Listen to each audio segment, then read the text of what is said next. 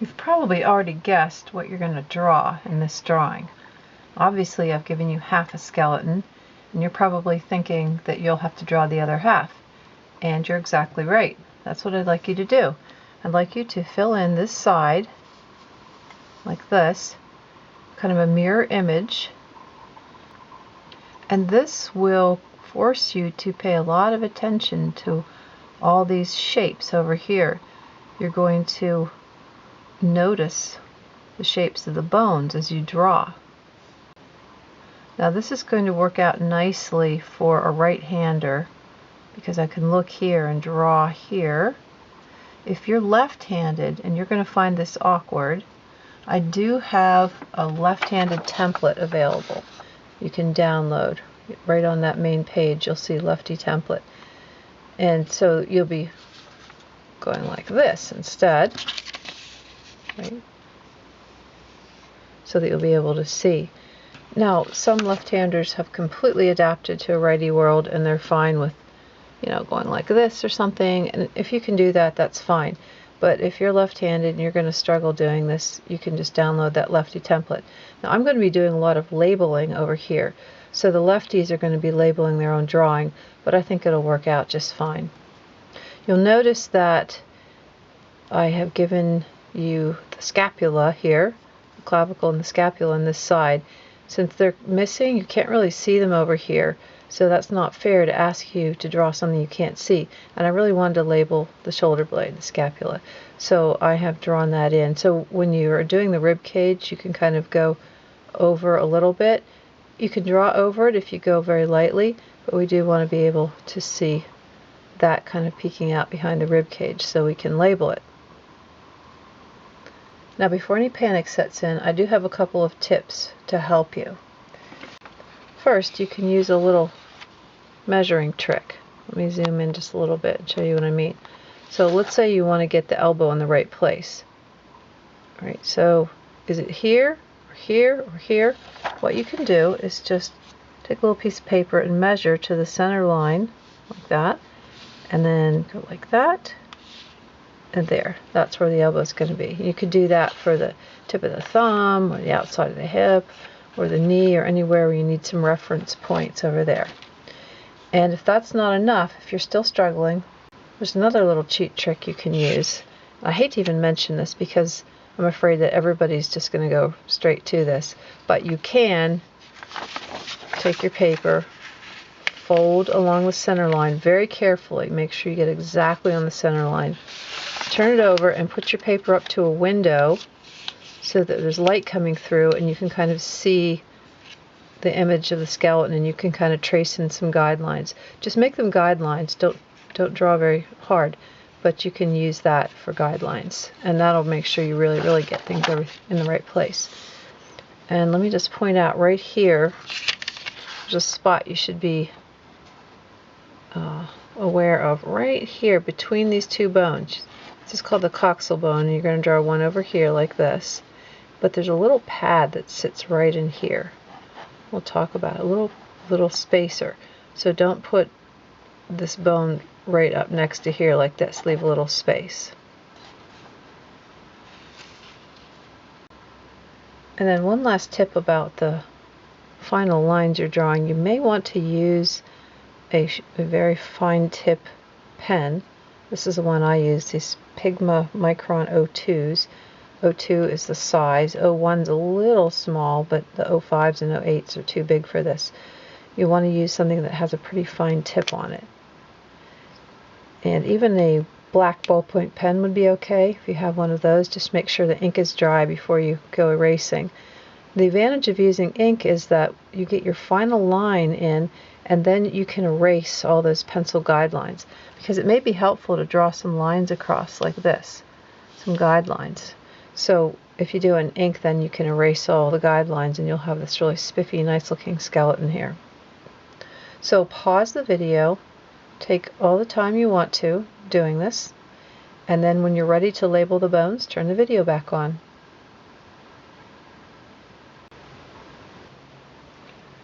Before we start labeling, I'd like you to draw a little square box up here in the corner and write the word cartilage. Cartilage. And then choose a light color. I'm going to choose light blue. I often do make cartilage light blue. And I want to point out a few places that are cartilage on the skeleton.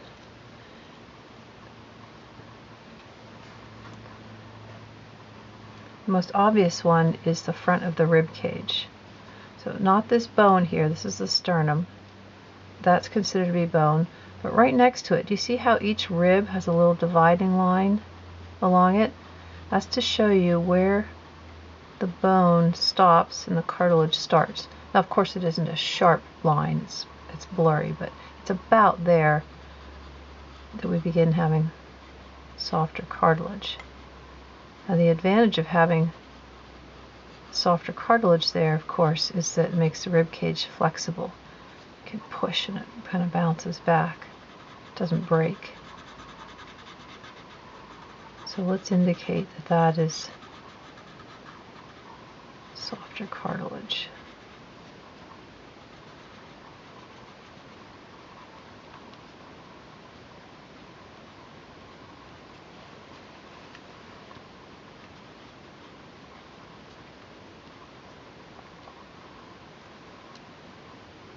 And another very important little piece of cartilage is down here. I already mentioned this. Between these two bones, you've got cartilage there. And then the same kind of cartilage is found in the spacers between the vertebrae. All these little lines here.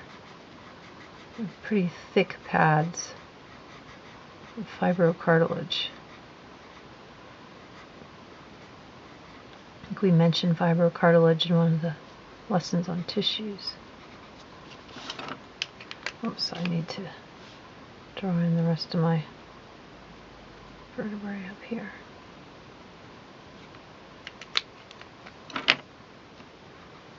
Now there's cartilage a lot of other places too. There will be cartilage here. Here all the joints do have some cartilage in them. But these are the main ones that I wanted to point out.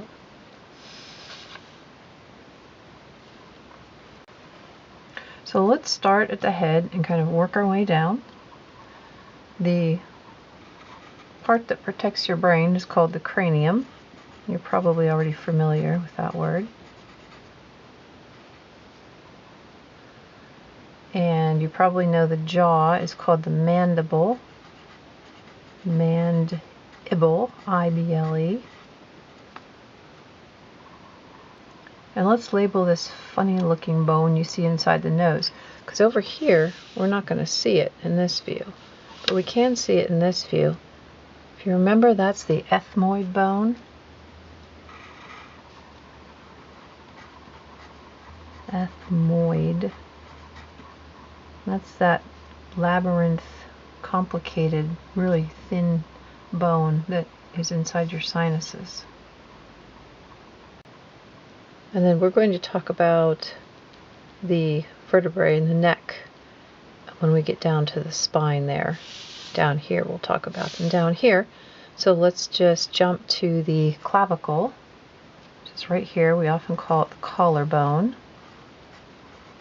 Clavicle, I-C-L-E. If you want to put in parentheses collarbone, collar is C-O-L-L-A-R. Collarbone.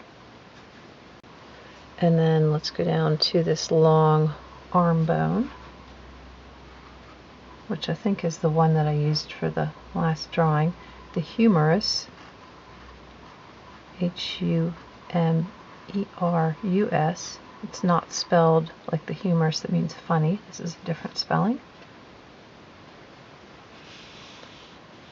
And then we've got two bones below that, and we're going to take a look at these on my skeleton model in a minute. This one is called the radius, just like in math class, the word radius. And the one that's closer to the body here is called the ulna, U-L-N-A.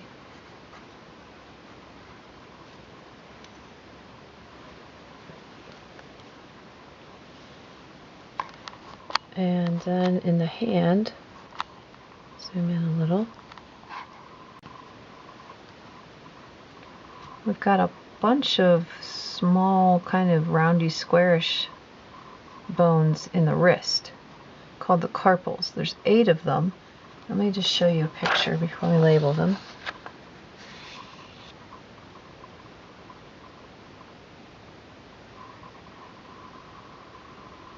They all fit together kind of like a square jigsaw puzzle. And they have names like the pisiform, the hamate, triquetrum, lunate. We're not going to worry about the names of all these things. We're just going to call them the carpal bones. And then you'll notice above that we're going to have these long bones. There's some more cartilage there. And then 1, 2, 3 finger bones. So let's just label these as 8 carpals. Point to the wrist. They're called carpals, C-A-R-P-A-L-S, carpals. There's 8 of them.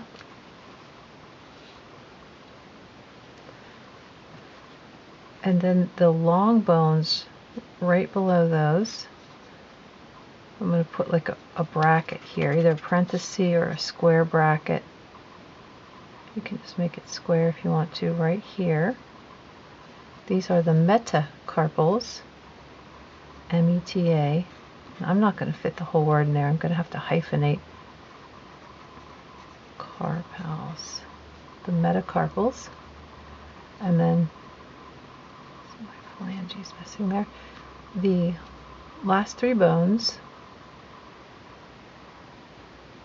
And then the thumb has 2 right there. There's 2 of them here, and the thumb has 3. They're called the phalanges. P-H-A-L-A-N-G-E-S. And we'll see there's 3, 3, 3, 3, and 2, so that makes 14 total phalanges. We're going to see this arrangement in the foot also, except we're going to call them something different than carpals. So let's slide right over here and do the leg bone down, and then we'll come back and pick up the rest there.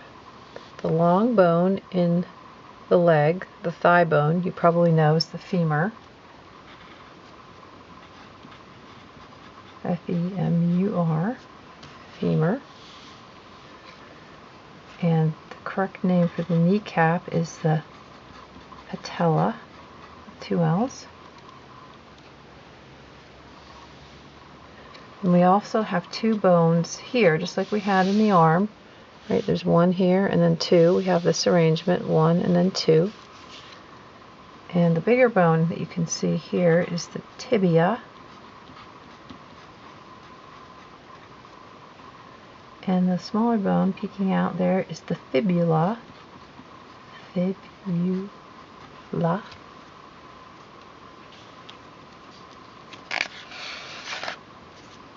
And then we need our extra little foot there. Actually, I'm going to label something here and then slide it back over. You can see that you can see the long bones really well here. These bones that you can see coming out are the same as the metacarpals up here. So the ankle bones, there's a clump of ankle bones. In fact, let me just show you a picture. Let's take a look at this. We'll zoom out a little bit. This is Gray's Anatomy.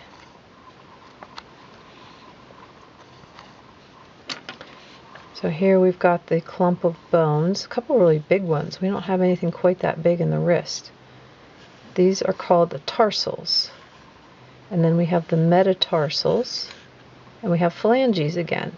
It's kind of strange that they use the same word, phalanges. You have toe phalanges and finger phalanges. You'd think that they could come up with a different word. I mean, they have a word for everything in anatomy, but why they use the same word again, I don't know. But those are phalanges.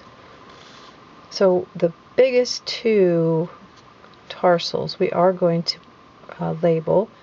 This one is called the talus, and that's the one that your leg bones connect to.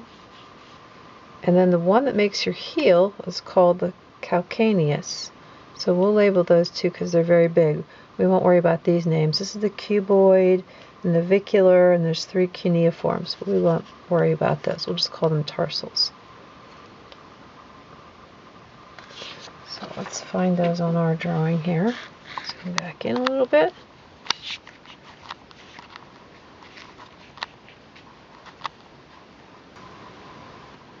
So let's point to this one. We can see the talus right here. That thing right there on the top, underneath the tibia. That is the talus. T-A-L-U-S.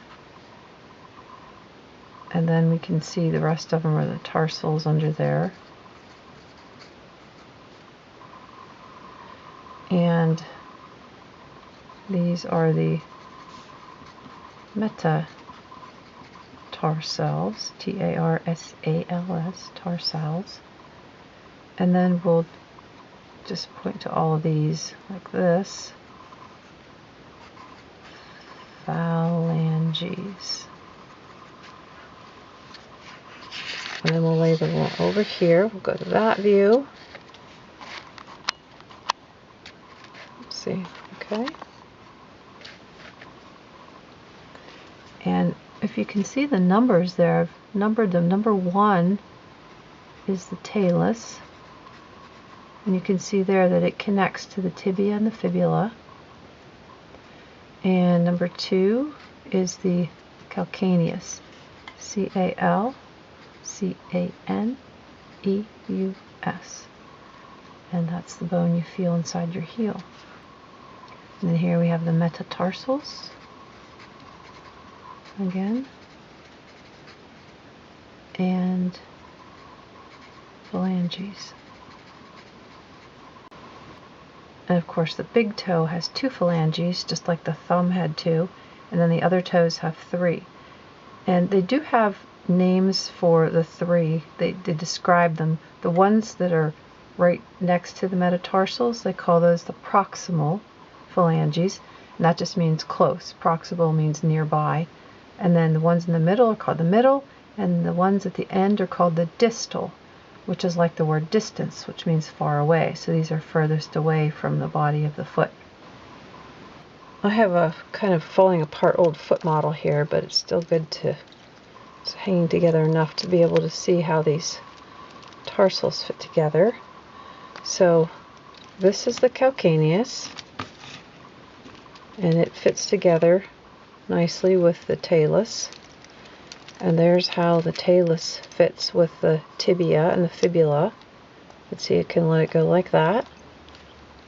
And there's a really good video I'm going to link to, I think in the playlist and also maybe in the lesson, that shows a computer animation of this. And they do a really good job of showing you all these motions. So that lets your foot go up and down like this. And then this thing lets you have a little bit of motion, but this kind of locks a little bit tighter in here, these two. And then these, the other tarsals, they kind of allow you to flex like that, pull around. Now, of course, you have muscles and tendons that go from the bottom of the foot and the top of the foot up the leg. So the muscles are pulling, your leg muscles can pull like that. This poor thing is missing some of its phalanges. So that would be the cuboid, navicular, and the 3 cuneiforms right there.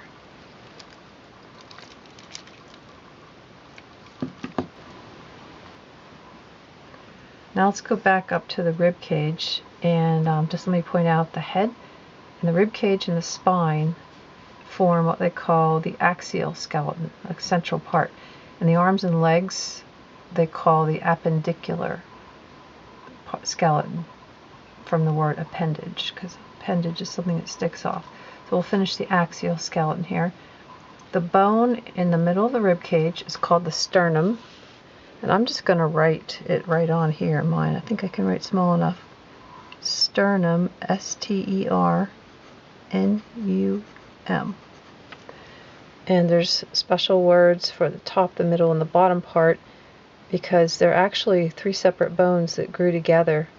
When you're still an embryo, they look like separate bones. But I am going to label this one. It's got a really neat name. It starts with the letter X. So it's always cool to learn words that start with the letter X, right? So I'm going to use this space right here.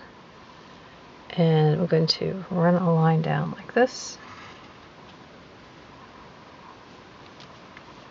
This is the xiphoid process.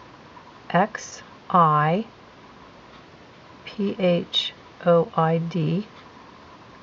process. Just like the word process. Only here it doesn't mean a process for doing something, a method.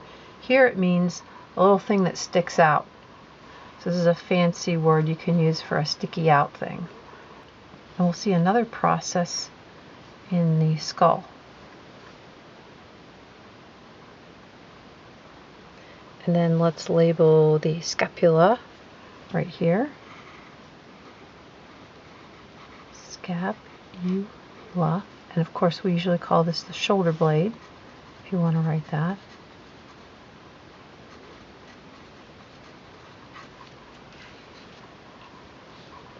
And then I want to make a note about the ribs. Right here I'm going to use this space. Fortunately, there's not a lot of words we need to learn about the ribs. They're called ribs. But I do want to make a note that there are 12 pairs, and 10 of them are attached to this piece of cartilage. Actually, this is called the costal cartilage. Let's label the costal cartilage over here. Let's use this space. Point to the stuff you colored blue. And let's label this costal, just like it sounds, C-O-S-T-A-L, cartilage.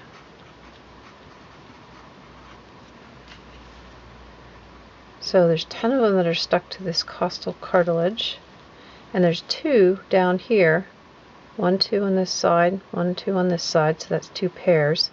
There's 2 that are not. See how that's just hanging, it's not attached? These are called floating ribs.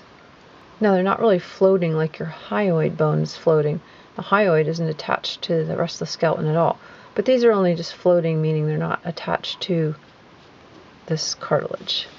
So let's write right here, 10 pairs of ribs are attached to the sternum.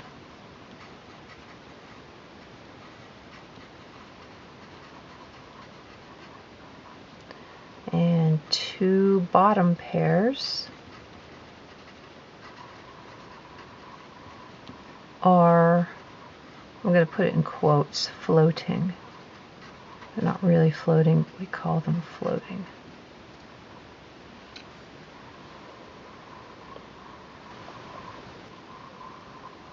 I have a volunteer here who's going to show us a couple of these parts we just drew. Let's take a look at the rib cage. You can see there's like a little line in the plastic that shows you where the rib stops and the costal cartilage starts, approximately. It's kind of a smooth transition. The main difference here would be the ribs are actually bones, or bone organ, and the cartilage is just cartilage. So you would have blood production going on in here. That cross-section we did of the bone with the different types of marrow, you'd have that in the ribs, but you wouldn't have that going on out here. And the sternum is actually bone. You'd have some of that same stuff, the different kinds of marrow and things inside the sternum as well. But these are just cartilage, so you wouldn't have that. Let's take a look at the clavicle, collarbone. See, I can stick my pencil right through there. It's kind of thin. You can see why people easily break the collarbone. It kind of sticks out there and it's pretty thin. It's the easiest bones to break. And we're going to look at this joint in the next lesson, joints. There's the shoulder joint. We have a ball going into a socket that makes a nice joint that goes in all directions. And let's look at the ulna and radius in the arm here.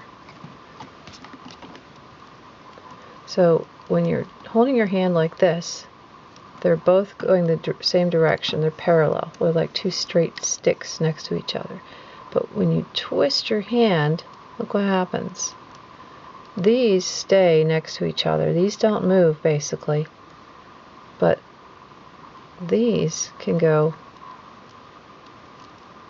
that way too, almost at a right angle.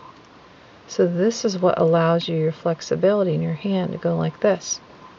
If you didn't have two bones here, if you just had one bone, you'd have to have another ball and socket joint down here to be able to turn your hand like that. And this structure is stronger. It's better. It gives you some strength. A ball and socket joint that might get pulled out. Your hand might get pulled out of joint too easily, but this is pretty strong. So that's what lets you turn your hand like that. Before we label the parts of the pelvis, let's take a look at it here with my life-size model. So this is a bigger model than the smaller skeleton I was showing a few minutes ago. So this is what they call the pelvic girdle. It's like a circle, and a girdle is like a framework from which you hang things. So what this is hanging is the legs. Right off of here, see there's a nice smooth cup. That's where the head of the femur is going to go. So the pelvic girdle is made of two coxal bones, 1, 2, those are these big things right here, and then this in the back, joining them, this is called the sacrum. There's your little tailbone down there. This is called the sacrum, and it's made of 5 vertebrae that kind of fuse together. So this is the bottom of your backbone. Your backbone goes all the way down to there. And this section of the backbone, the sacrum, joins the two coxal bones in the back. And in the front, they're joined by this little piece of cartilage that I keep mentioning. And we'll find out its name and label it. So there's this big hole in the middle, which isn't a big deal. If you're a guy, you don't even know that it's there. If you're a female and you happen to have a baby, this is where the baby's head sits and comes out like this. So having this joint be flexible, when there's a baby's head's trying to come through here and it's tight and it's pushing, it's good to have this joint be able to stretch just a little bit. The baby's head will kind of flex a little bit also, but it's good to have the mother be able to flex a bit. So women tend to have wider pelvises. This hole will be a little bit bigger, and these things will be a little bit wider, further apart, in preparation for if she ever has a baby, that the baby's head will fit through here. So when they look at old skeletons from thousands of years ago, mummies or something, one of the keys to telling whether it was a male or female is to look at the shape of the pelvis and see what the shape of these bones are and how big the spacing is in here. So here we have our pelvic girdle, and there's the hole. It's just kind of hard to tell in the drawing that this is a hole. That's where I put my hand through right there. This is the sacrum, the bottom of the spine. So I'm going to use this space right here, like that. S-A-C-R-U-M, or the sacrum. Say sacrum. Can't see the tailbone, it's kind of behind there. And these are the coxal bones. Actually, let's label this first. That little piece of blue cartilage there, that's called the pubic symphysis. Pubic syms, S-Y-M, that means with, P-H-Y-S-I-S, symphysis. And then we'll use this space down here to label these. So what we'll do is we'll point to this. I'm going to put a dashed line around this whole thing. How to indicate this entire thing, this whole thing here. That is the coxal bone. Coxal.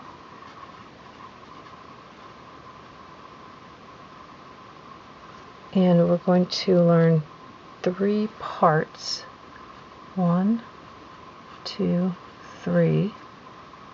Number 1 is this, and I'll label it on this side too. These things, the big kind of wings that go out,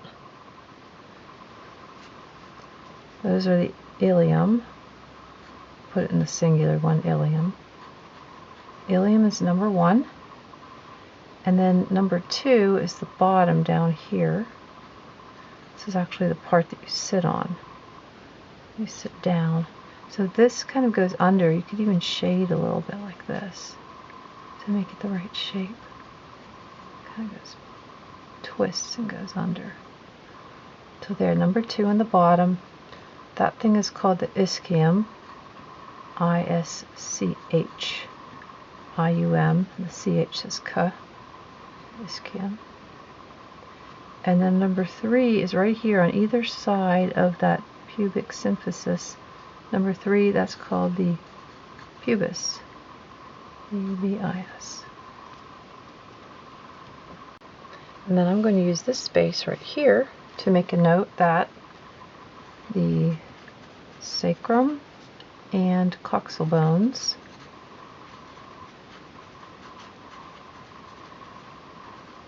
form the pelvic girdle. Girdle is G-I-R-D. And then oddly enough, I don't have the word pelvis on here anywhere. This whole region is called the pelvis. I think pelvis is a little more non-specific. There's not any one bone called the pelvis. So, quote, pelvis is the whole region of the pelvic girdle.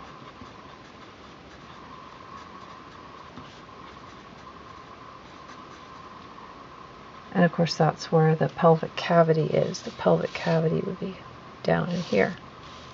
So when we talk about pelvis, we're just kind of talking about that whole area.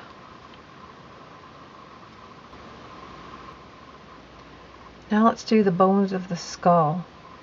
Fortunately, these bones have names that you're already somewhat familiar with because the bones are named after the brain lobes that they cover. So this bone covers the frontal lobe, so it's called the frontal bone. And I'm just going to write this right on here. I think I can fit it. Frontal bone.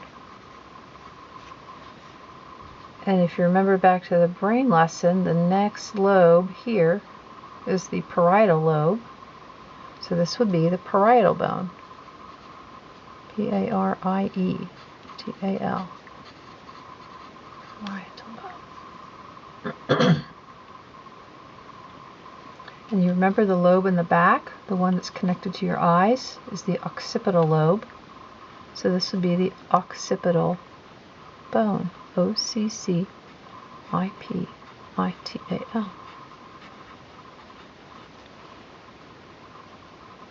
And then you remember the lobe that's behind your ear, that's connected to your ears, is the temporal lobe.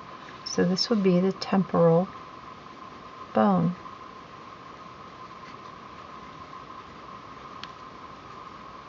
And then we can label this little black dot here. That's the hole. It's basically the hole where your ear canal goes in. Just put hole for ear, so you know what it is. Hole for ear. As long as we're down here, do you see that little sticky out thing, that pointy thing? Let's label that. That's called the Styloid Process. S-T-Y-L-O-I-D. And there's that word process again. Process means sticky out thing. That is an attachment point for muscles and tendons that go to your tongue and to your jaw. And I've got a computer-generated image here that shows these styloid processes. They've put them in red here and here, so you've got 2 of them. And it just sticks out, and that's where muscles and tendons will go down like this. That's where they attach. And here we're going to label in a minute. There's this bone underneath here. It's called the sphenoid bone. The sphenoid would be the one that's right here. You can kind of see it just sticking up right there. So let's label it. Let's kind of go up like this. Sphenoid bone, like that. And while we're over here, let's label the nasal bone. Nasal bone. You can't see the ethmoid, but this bone that actually sticks out, you can feel this on your nose. It's the top part of your nose that's hard. So your nose sticks out like this. There's a bunch of cartilage and skin and stuff that sticks out like that. That's the flexible part, but this top hard part is the nasal bone. And then let's label mandible again. Mandible. And this is what holds your bottom teeth. We could draw some teeth in, give this poor skull some teeth, like that. And then what holds your top teeth in is called the maxilla. Make sure to get down. We're going to use this space in here. Let's make sure we put this word down a little bit. M-A-X-I-L-L-A. Maxilla bone. Maxilla bone. And then this thing right here, the one we haven't labeled, this is called the zygomatic bone. Z-Y-G-O. Matic. Zygomatic bone. And then right here, this little archy, let me show you on my skeleton. Here, I'll show you this bone. So right here is the zygomatic bone, right here, round like this. And look at this, I can put my pencil up through here on that part of it. There's this, they call this the zygomatic arch, because it's like an arch. See, you can turn it upside down here. You can see right through it. There's the arch. See? So we could write the word arch. You can go really small in here. A-R-C-H. You could even kind of shade a little bit, maybe. So it looks like it's... Anyways, that's the arch right there. The zygomatic arch and the zygomatic bone. And one last word I forgot to put in. I want to label these stitchy lines here. These things are called sutures. Just like the stitches that a doctor or surgeon would put in, they call them sutures. So these used to be open when you were a baby. These were not tightly together yet, and that allowed your bones to flex around, especially during birth. That's really important, that your cranium is a little bit soft and can kind of assume different shapes as it goes through the birth canal. And then afterwards, as the years go by, these things tighten up and turn into bone. And so this is not a joint that moves anymore. This is a permanently stitched together joint.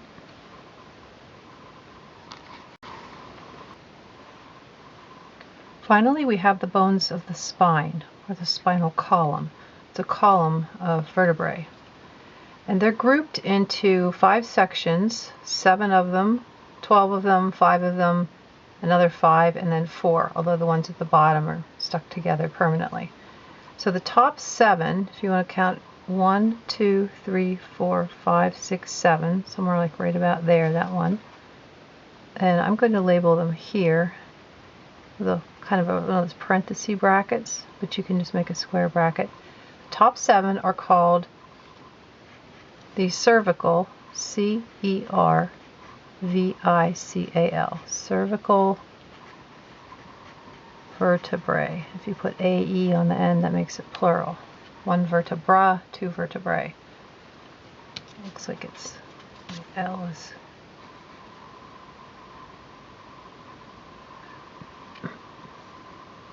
And the top 2 have special names. These are the only 2 we're going to learn the names of. The very, very top one is called the atlas. And the second one is called the axis. Now the atlas gets its name from the Greek god Atlas, who was said to be carrying the earth or maybe the celestial sphere on his shoulders. And this one we see looks like the zodiac, the constellation symbols here. So I'm wondering if this one is, they imagine the earth to be in the center of a big like globe where the stars were all stuck to the outside. And so when the stars moved around, this clear, crystal clear globe kind of moved. And then that may be the sun right there possibly. So they imagined all the stars in the sun being kind of stuck to a clear ball and the earth at the middle. So there he is holding the celestial sphere. And this one, I think he's actually holding a globe. It's kind of hard to tell because the statue's kind of worn. But in some pictures you will see him holding the globe and you can see the continents and everything. And here he's got, looks like a lion's skin to kind of help him out. Maybe it's like a padding there to help him hold it. That's a pretty heavy weight. So your bone atlas is holding up your skull, which isn't nearly like holding up the world, but it's still a big job. And I have a model I want to show you of the cervicals and show you something neat about the atlas and the axis. Let's take a look at this model of the 7 cervical vertebrae. Here's the occipital bone, the bottom of the skull, and it's got a hole where the brainstem goes down through. Okay? And then every vertebra has a hole in it where the spinal cord goes down here. This part of it has a pad.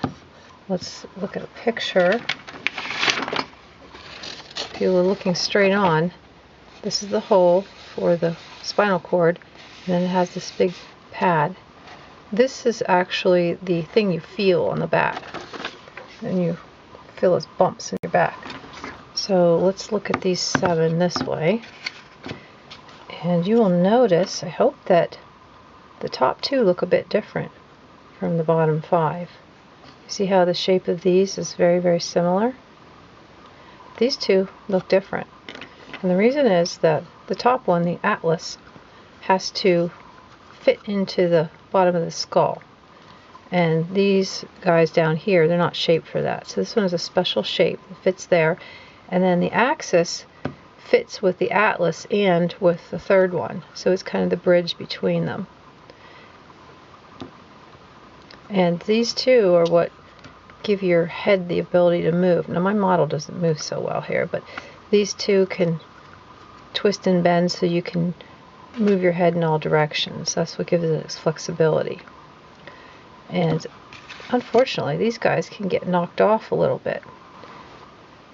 If you were in a car accident or had a sports injury, or you just simply cricked your head the wrong way, these can kind of come out a little bit. So what would happen if this was out like that? It's off a little bit right there. What would happen? Well, the spinal cord might get pinched in here.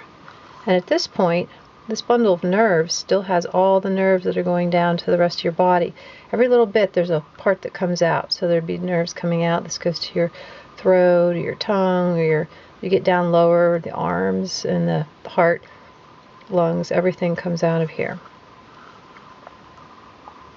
But right here, pretty much all the nerves that go to your whole body are still there. So if this got pinched, you might get, I don't know, symptoms in about anywhere in your body, which is what makes this so hard to diagnose, because you don't always have pain when this is off. You don't always have a pain in the neck right there. Sometimes you'll just be having like terrible chronic stomach aches, or terrible chronic aches in your arms and legs, or you know, maybe headaches or something. And what's wrong is that this bone is a little bit off. And unfortunately, regular chiropractors who adjust all the rest of the spine, most of them don't deal with these 2. You need special training to deal with the atlas and the axis. So chiropractors that do these 2 are called upper cervical. This is cervical, and these 2 are the upper cervicals. So they're called upper cervical chiropractors. And they very carefully measure. They even take an x-ray and measure how many millimeters off. And then they have a special way to tap it to get it to go back in. So that's a good thing to know about. I had this happen to me, and I had terrible back and shoulder pains for a couple of years, and I didn't know what was wrong. Nothing helped. There wasn't a therapy on planet Earth that was helping me. And here, this is what was wrong. And so I needed to get this corrected, and then got a lot better. So it's good to know about. Below the cervical vertebrae, we have the thoracic. I'm going to label on this other side now. I've got lots of space here. There's 12 of them. And you can either count down 12 or you could count up 5. It's kind of maybe easier to go with these big guys down here. 1, 2, 3, 4, 5. So the 5 bottom are called something else, but these right here to here, right in the middle, I've got 12 of them. Thoracic.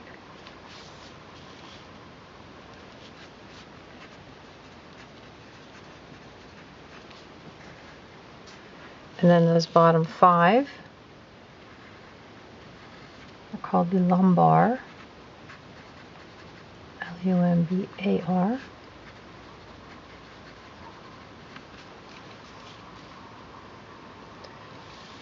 And then this is the sacrum. We just took a look at it on the skeleton. So right here, this thing, I'm going to kind of make a dotted line here. This, down here, everything except the bottom 4. That little tiny thing, 1, 2, 3, 4. There. The bottom 4, their own little thing there. This is the sacrum. And they think that there's 5 vertebrae that got stuck together. They're permanently fused. So let's put 5 fused vertebrae.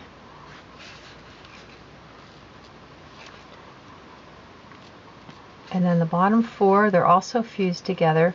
And there's a name for the whole thing, all 4 together. It's called the Coccyx. C-O-C-C-Y-X. And I'm just going to put 4 fused. It's kind of all one thing. Now, Coccyx is a really weird word. What does that mean? Actually, it's a very simple meaning. Coccyx is comes from the Greek word for the cuckoo bird.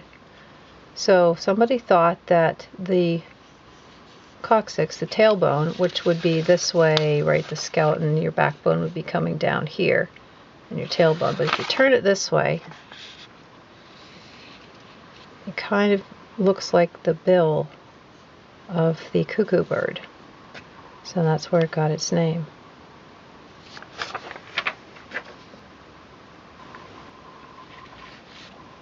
Just one final note. I wanted to make sure you saw the note down here about this drawing of the spine. This drawing is by Andreas Vesalius, first published in 1543. His book De Humani Corporis Fabrica is considered to be the first modern anatomy book. Here is Andreas Vesalius. Here's some of his bone drawings. So he lived just a little bit after Da Vinci. He's approximately contemporary with Da Vinci. Now, Da Vinci did a lot of drawings. He did some really cool stuff like that. Like that. He drew bones. But he didn't publish them. These were his own notebooks. And he was doing it because he was interested. Vesalius' idea was to make a book for people who were studying to be doctors. Because back in this day, it was against the law to tear open a human body. So doctors had never actually seen inside a body. Nowadays in medical schools, they have lots of specimens to look at. And so the doctors and the surgeons, they actually get to look at real bones. But back in this day, you couldn't. And so there's a lot of guesswork involved in being a doctor. So Vesalius was very brave, and he was willing to go collect specimens. Usually, I mean, the places that they were available were graveyards, so it was kind of a spooky job, but he was willing to go do it, clean them up, and make drawings, so that at least these future doctors could see drawings of exactly what these bones looked like. There's his spine drawing that we're just used. And we still have in a museum one of the skeletons that he used. I'm not sure what museum that's in. Vesalius himself ended up in what we now call Belgium, but he lived in some different places. So there's one of the skeletons. Looks like it's missing the hands in that one. These would have been the actual bones he used to draw. And here's some of his most famous work. His drawings of the complete skeleton were often posed as if they were doing something, they were alive. And people like to imagine that this one here is Hamlet contemplating the skull of Yorick, but I don't think it could be. If you read the date on it, I think it slightly predates Shakespeare, but some people say that that's supposed to be the skull of Yorick. But anyways, it's funny to see the skeletons doing things like, I don't know what he's talking about. He's leaning on his shovel. I think that's a shovel there. And I can imagine what in the world he must be saying, giving some kind of a speech. So those are probably his most famous drawings. But there's lots of other bone drawings in his book. And this was the anatomy textbook for many, many years. A couple hundred years was the best textbook. Was the one done by Vesalius. And that is all we're going to label. I think we'll look at a vertebra again. I'm going to do joints. We'll look at it a little bit closer in the next lesson. But for this lesson, I think that's all the vocabulary we're going to include.